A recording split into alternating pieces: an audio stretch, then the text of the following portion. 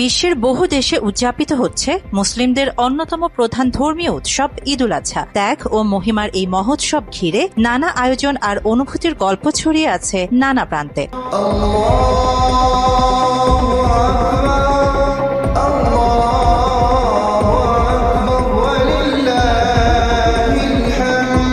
Saudi আরবের মক্কা নগরীতে ঈদের নামাজ আদায়ের মধ্য দিয়ে শুরু হয় ঈদুল আজহার আনুষ্ঠানিকতা। হযরত ইব্রাহিম আলাইহিস সালামের ত্যাগ ও আনুগত্যের শিক্ষা নিয়ে নামাজ শেষে পশু কোরবানির মধ্য দিয়ে ঈদ পালন করেন মুসল্লিরা।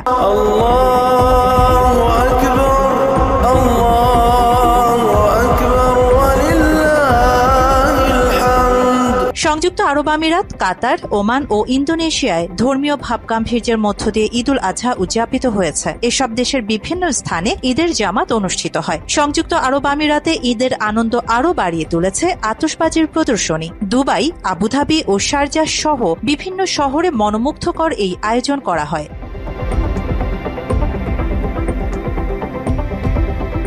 ইসলামের তৃতীয় পবিত্রতম স্থান জেরুজালেমের আল আকসা মসজিদেও ঈদের নামাজ আদায় করেছে মুসল্লিরা।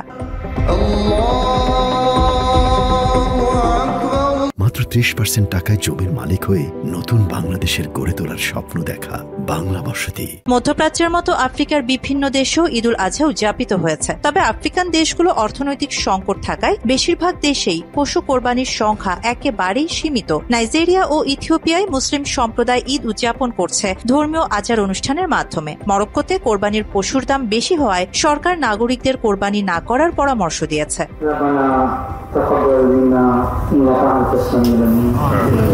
ইউরোপের বিভিন্ন দেশে ঈদুল আজহা উদযাপন করেছে মুসলিম সম্প্রদায়ের মানুষ।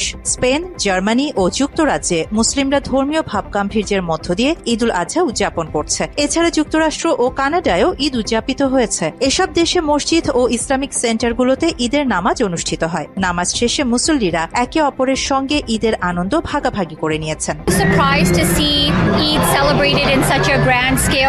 প্রত্যেক কোরবানি যেন একটি মানবিক আহ্বান, আত্মত্যাগের মাধ্যমে সমাজের সাম্য, সহানুভূতি আর শান্তি ছড়িয়ে দেওয়ার এক অনুপম দৃষ্টান্ত। বিশ্বের নানা প্রান্তে ঈদ উদযাপনের মাঝে যেমন আছে বৈচিত্র্য, তেমনি আছে একটি অভিন্ন সুর, আল্লাহর সন্তুষ্টি অর্জনের ইচ্ছা আর মানুষের পাশে দাঁড়ানোর তাগিদ।